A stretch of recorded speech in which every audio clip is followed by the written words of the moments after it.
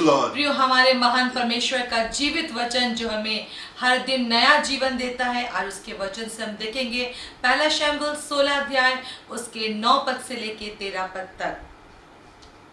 फिर यिशै ने शम्मा को सामने भेजा और उसने कहा, यहोवा ने इसको भी नहीं चुना। जी। इस प्रकार यिशै ने अपने 7 पुत्रों को शमूएल के सामने भेजा, और शमूएल यिशै से कहता गया, यहोवा ने इन्हें नहीं चुना। जी। तब शमूएल ने यिशै से कहा, क्या सब लड़के आ गए?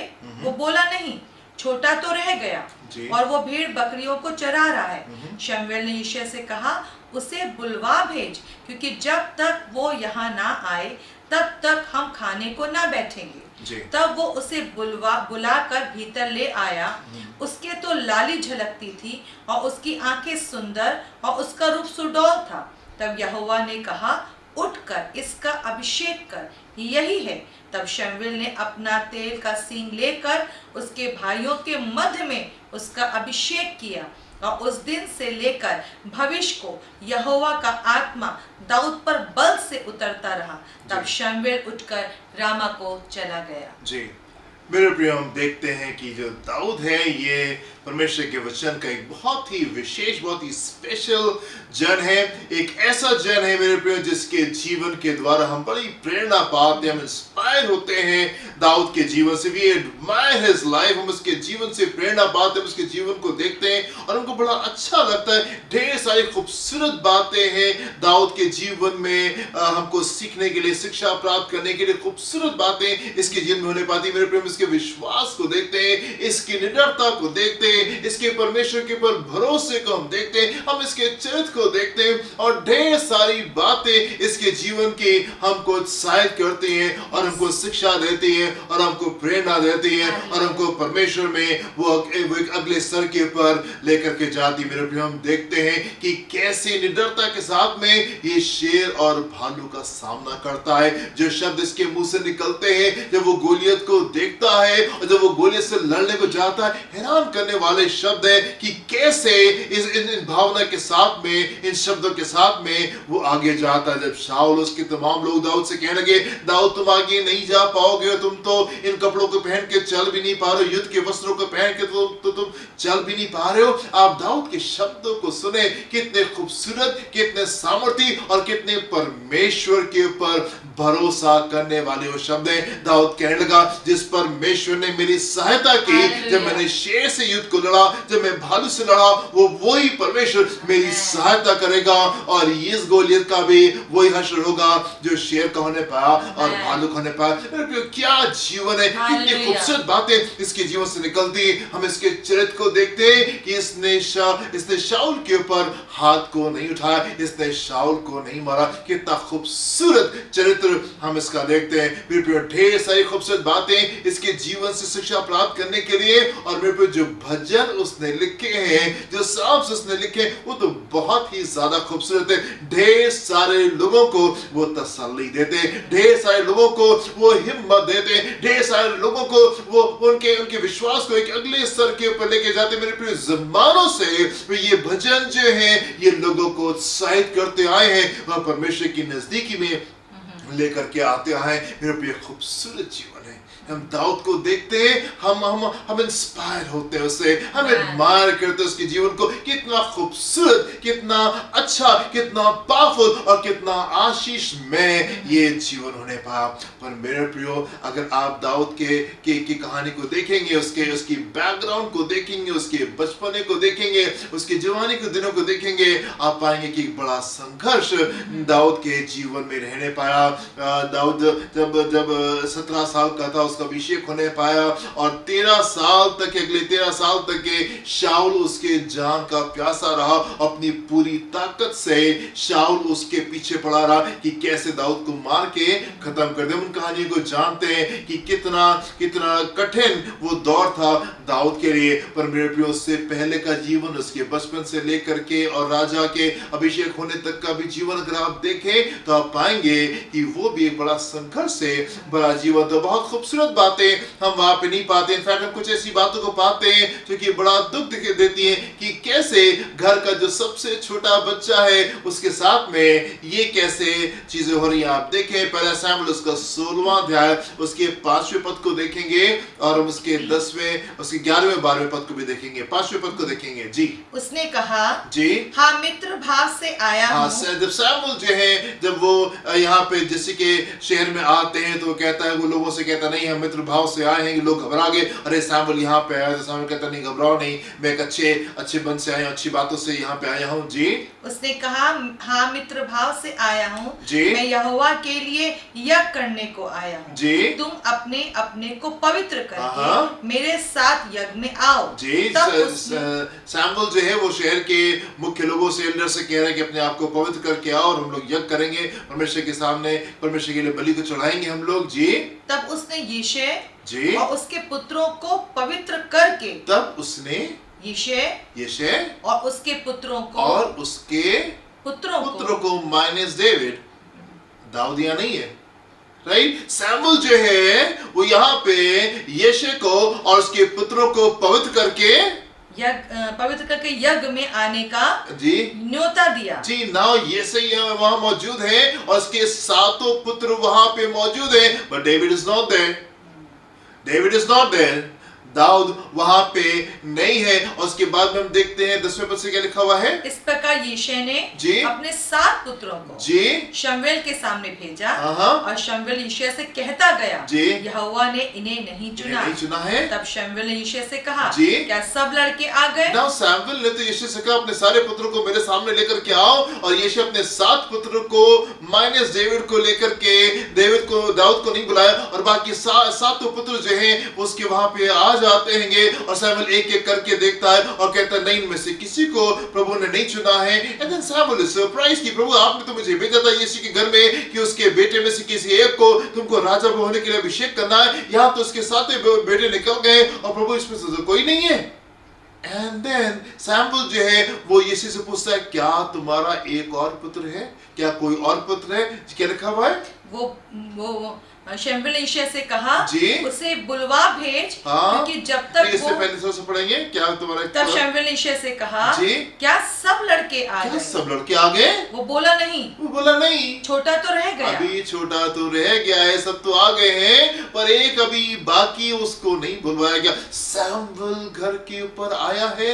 परमेश्वर का एक बहुत बड़ा भविष्यवक्ता, दान से बर्शीबा तक के सबको मालूम था कि शमूएल जो है वो भविष्यवक्ता है, और बहुत लंबे समय तक के वो वहां पे प्रॉफिट के रूप में शमूएल रहने पाया। एंड शमूएल जो है जब शहर में आ रहा है सो एल्डर्स है वो शमूएल के पास से पहुंच रहे, आप यहाँ पे कैसे सब डर गए। उसको देख के सब घबरा गए और शमूएल कह रहे नहीं डरो नहीं, घबराओ नहीं, मैं न्याय से नहीं आया हूं, मैं कुछ अच्छी बातों को लेकर के मैं यहाँ पे आया हूं। शमूएल जो है ये बहुत बड़ी हस्ती है पूरे इस्राएल में, और शमूएल यिशै के पास में आया और जैसे कह रहा मुझे तुम्हारे बेटों से मिलना है। सारे बेटे मौजूद हैं पर सब में छोटे को बुलाया नहीं गया।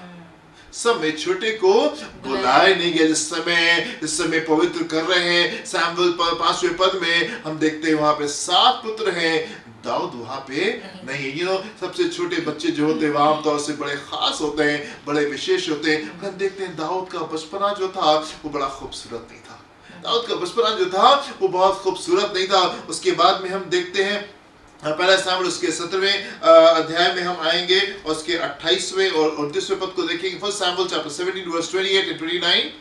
जब दाऊद उन मनुष्यों से बातें कर रहा था तब उसका बड़ा भाई एलियाब सुन रहा था। नाउ दाऊद ने अब गोलियत को देखा, गोलियत को देख करके वो कुछ रिएक्ट करता है एंड दाऊद जो कुछ बातें लोगों से करने लगे। इस समय दाऊद कुछ बातें लोगों से कर रहे हैं, एलियाब जो है वो उन बातों को सुन रहा है।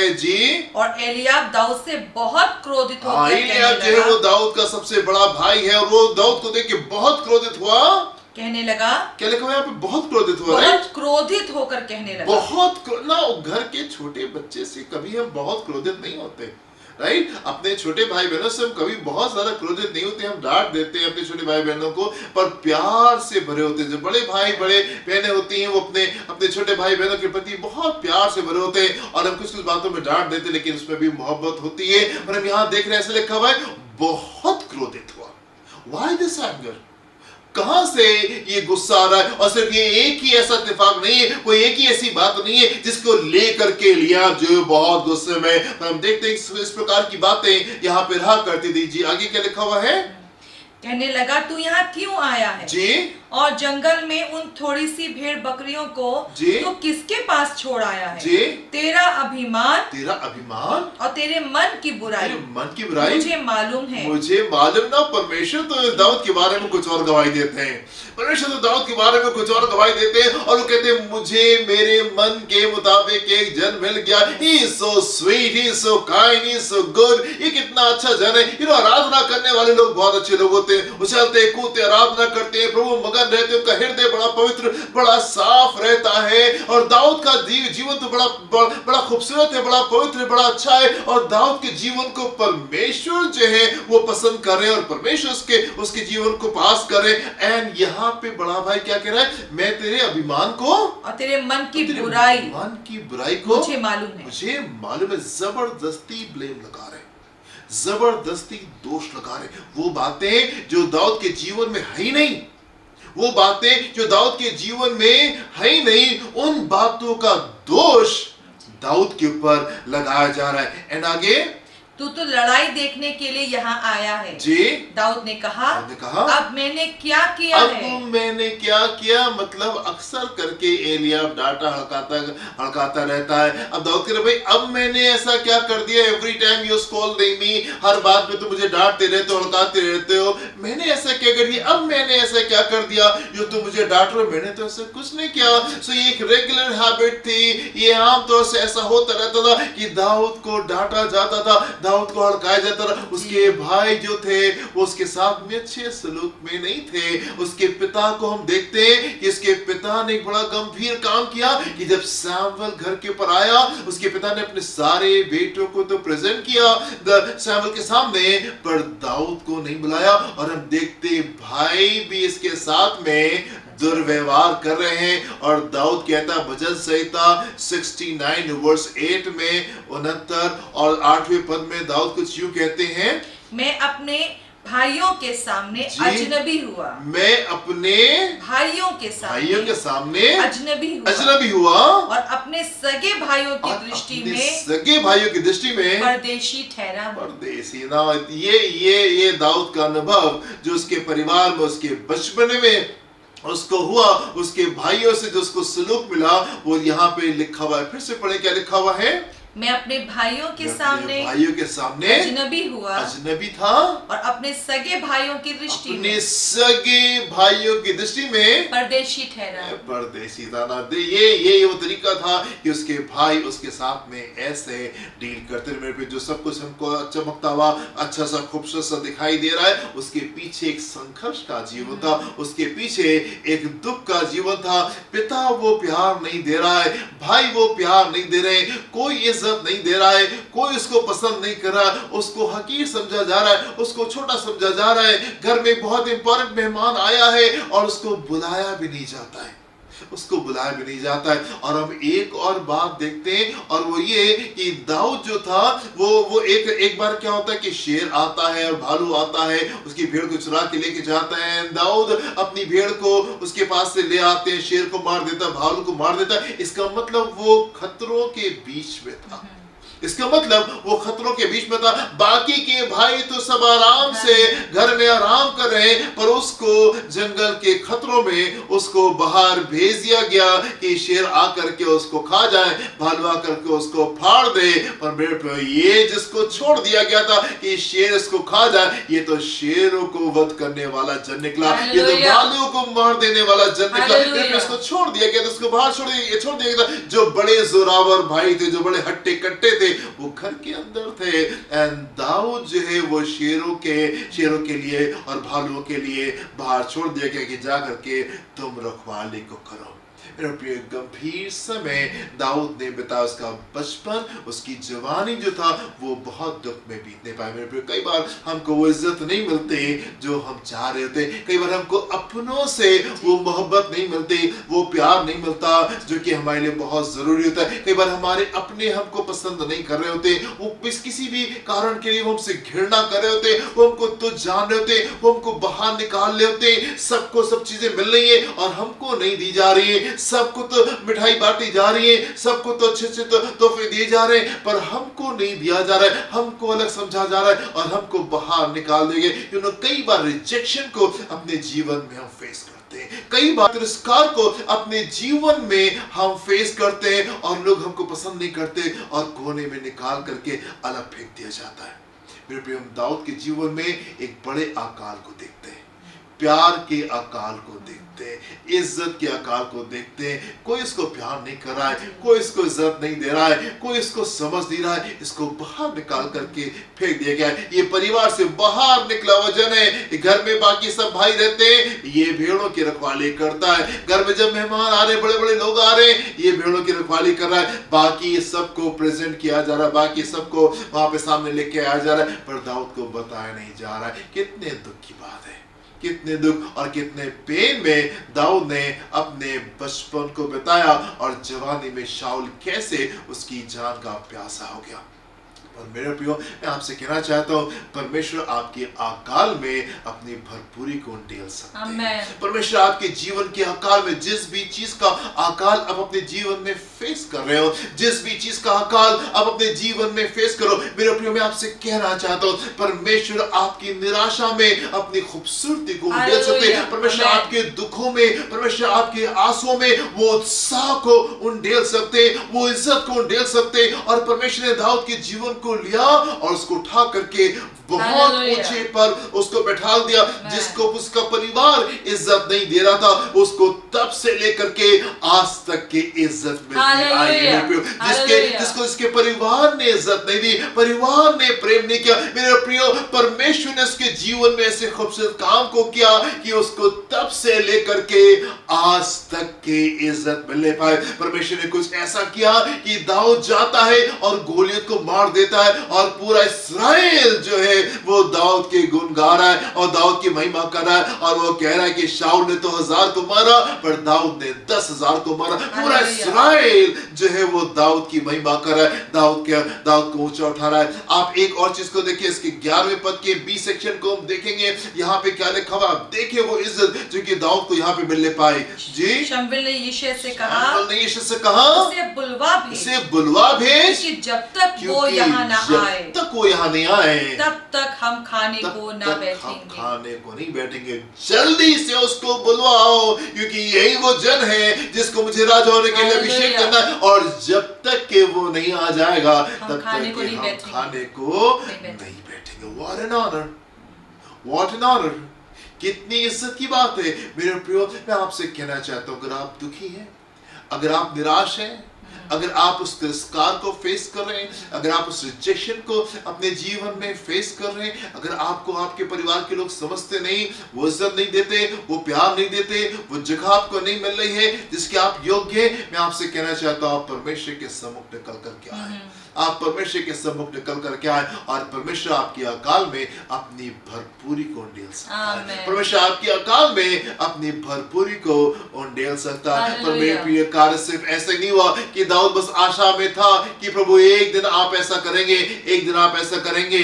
दाऊद सिर्फ आशा लगाए हुए नहीं था, दाऊद का जीवन परमेश्वर को भाया। यूं ही आशीष उसके जीवन में नहीं आ गई, सिर्फ आशा रखते रखते और सिर्फ विश्वास करते करते उसके जीवन में आशीष नहीं आ गई। मेरे प्रियो, उसके जीवन में कार्य भी थे, विश्वास के प्रति उसके जीवन में कार्य भी थे मेरे प्रियो। और हम देखते हैं कि उसका दिल जो था वो परमेश्वर को पसंद आया और प्रभु ने उसके दिल को देख के कहा, मुझे मेरे मन के मुताबिक एक जन मिल गया, मुझे मेरे मन के मुताबिक एक जन मिल गया। और हम देखते हैं दाऊद के खूबसूरत हृदय को कि दाऊद इस समय राजा बनाया गया, दाऊद सब कुछ भूल नहीं गया, वो उस महिमा में पागल नहीं हो गया, वो उस इज्जत में पागल नहीं हो गया। और प्रभु को छोड़ के अपने मार्ग के ऊपर जो उसने चाहा वो नहीं करने लग गया, पर उस इज्जत के बाद में वो और परमेश्वर के सम्मुख आता है, वो और अधीनता में आता है और परमेश्वर को महिमा देता है, और परमेश्वर धीमे धीमे करके उसको बढ़ाते जाते हालेलुया। और ऊंचाई पे उसको परमेश्वर पहुंचा देते हैं। हालेलुया। मेरे प्रिय, परमेश्वर आपके जीवन को बदल देना मांगते, परमेश्वर आपके अकाल में अपनी भरपूरी को उंडेल देना मांगते। पर मेरे प्रिय, मैं आपसे कहना चाहता हूं, क्या आपका जीवन उसको भारा है? क्या आपका जीवन उसको भारा है? कहते परमेश्वर आपको देखते हैं तो कहते हैं यस, मुझे मेरे मन के मुताबिक एक जन मिल गया है। या आप उन लोगों में से हैं जो कि कुड़कुड़ाते हैं और बुड़बुड़ाते हैं और आप कहते हैं नहीं, मेरा पिता तो अच्छा भी हो सकता था, प्रभु आपने ऐसा क्यों किया कि मेरा पिता ऐसा है? प्रभु आपने मेरे भाइयों को ऐसा क्यों किया? बाकी के भाई तो ऐसे नहीं होते, आपने मेरे साथ में बड़ा खराब किया, आपने मेरे साथ में बहुत बुरा किया है और मेरे हालात ऐसे और मेरे साथ ये होता है और मेरे साथ वो होता है ना। दाऊद का जो जीवन है वो कंप्लेनिंग जीवन नहीं है, शिकायत करने वाला जीवन नहीं है, दोष देने वाला जीवन नहीं है, प्रभु के गिरबान को नहीं पकड़ रहा है। प्रभु आप ऐसा भी कर सकते थे, फिर आपने मेरे जीवन में ऐसा किया नहीं। मेरे प्रियो, वो तमाम चीजों के लिए परमेश्वर को धन्यवाद दे रहा है, आराधना कर रहा है, परमेश्वर के सम्मुख निकल करके आ रहा है, एंड परमेश्वर ने इसके जीवन को ब्लेस किया, परमेश्वर ने आगे उसके जीवन को ब्लेस किया। मेरे प्रियो, मैं आपसे कहना चाहता हूं, परमेश्वर आपके अकाल में अपनी भरपूरी को ढेल सकता है। परमेश्वर आपके अकाल में अपनी भरपूरी को, अपनी खूबसूरती को उंडेल सकते हैं। अपने दुखों को मत देखें, अपनी निराशाओं को मत देखें, अपने आंसुओं को मत देखें। मैं आपसे कहना चाहता हूं, परमेश्वर आपके दुखों को पलट सकते हैं, परमेश्वर आपके आंसुओं को पलट सकते हैं, परमेश्वर आपकी निराशा को पलट सकते हैं, परमेश्वर आपके तिरस्कार को पलट सकते हैं और ऐसा कर सकते हैं कि पूरा इस्राएल आपकी महिमा करने पाए, हर एक जन महिमा करने पाए और कहने पाए शाऊल ने तो 1000 को मारा, दाऊद ने 10,000 को मारा। मेरे प्रिय, परमेश्वर के हाथों में दाऊद ने अपने जीवन को दे दिया और प्रभु ने उसके जीवन को ऐसा बना दिया कि तब से लेकर के आज तक के लोग दाऊद के गुणगान को गाते हैं और दाऊद को इज्जत देते हैं और दाऊद की महिमा करते हैं। मेरे प्रिय, परमेश्वर आपके जीवन के अकाल को भरपूरी में पलट सकते हैं। God bless you, my dear friends। प्रभु आपको आशीष दें। अपनी आंखों को बंद करेंगे और अब प्रार्थना करेंगे। पिता परमेश्वर, आप तो महान कार्यों के रचयिता हैं, अद्भुत कार्यों के रचयिता हैं। चमत्कार तो आपके जीवन का स्वभाव है, आपकी उपस्थिति ठिकाना देती है। तो प्रभु, हम सबकी मदद करें कि परमेश्वर आपको देखकर हम जीवन को व्यतीत करें, आपको देखकर अपने जीवन की हर एक परिस्थिति में वो करें जो सही है और किसी भी मौके को हम गंवाने ना पाए। हमारे मनों को ऐसा करें कि प्रभु हम सब आपको भा सके। सहायता करें। इस प्रार्थना को हम यीशु मसीह के नाम से मांगते हैं। Amen, amen, amen। प्रभु आपको आशीष दे। God bless you। जय मसीह। जय मसीह की।